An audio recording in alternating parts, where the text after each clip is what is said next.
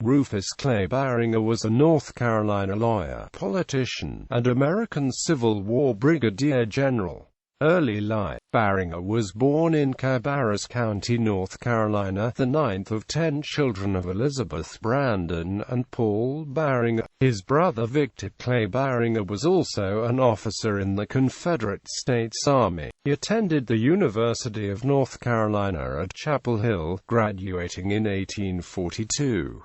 He studied law in Concord with his older brother, Daniel Morrow Barringer, who would enjoy a successful law practice and served 2 terms in the U.S. House of Representatives. Entering politics as a Whig, Rufus Barringer represented Cabarrus County in the House of Commons in the North Carolina General Assembly from 1848 until 1850.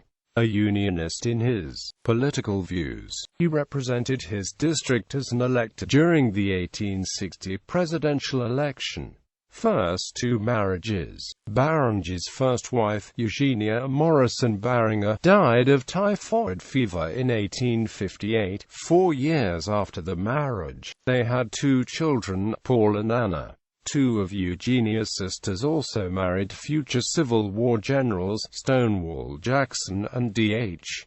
Hill. In 1861, Barringer remarried, this time to Rosalie Chun of Asheville, who bore him a son, Rufus Clay Barringer, Jr. Rosalie died in 1864. Civil War. When North Carolina seceded from the Union in May 1861, Barringer's first loyalty was to his state, even though it had been opposed to secession. He raised a company of 100 horsemen, the Cabarrus Rangers, who were designated as Company F of the 1st North Carolina Cavalry with Barringer as a captain. The regiment performed picket and scouting duty under J.E.B. Stuart during the Peninsula Campaign, the 7 Days Battles, 2nd Manassas and the Maryland Campaign in 1862.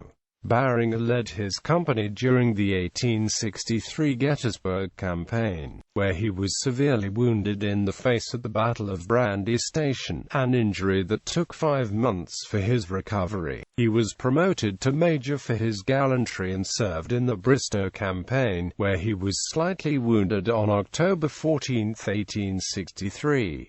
During the winter, he was promoted to lieutenant colonel and assigned temporary command of the 4th North Carolina Cavalry. Barringer was promoted to brigadier general on June 6, 1864, and assigned command of North Carolina's Cavalry Brigade until his capture during the Battle of Namozine Church in Virginia on April 3, 1865. After a brief interview with President Abraham Lincoln behind Union lines at City Point, Virginia, he was sent to Fort Delaware as a prisoner of war. Lincoln, a personal friend and former congressional colleague of Barringer's brother, provided a note to Secretary of War Edwin M. Stanton asking for special treatment for Barringer in captivity.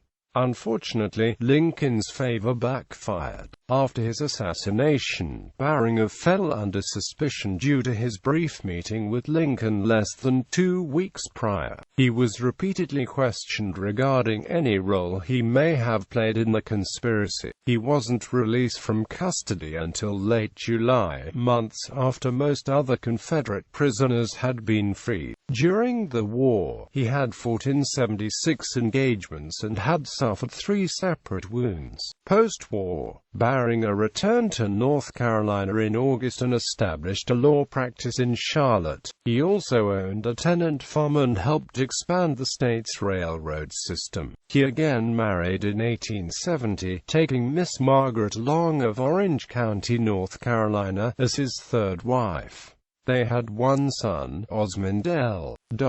Barringer was a delegate to the 1875 North Carolina Constitutional Convention. He unsuccessfully ran for lieutenant governor in 1880 as a Republican, losing to James L. Robinson. He retired from his law practice in 1884 and became a writer, authoring a history of the 9th North Carolina Cavalry. His gravesite is in the Elmwood Cemetery in Charlotte.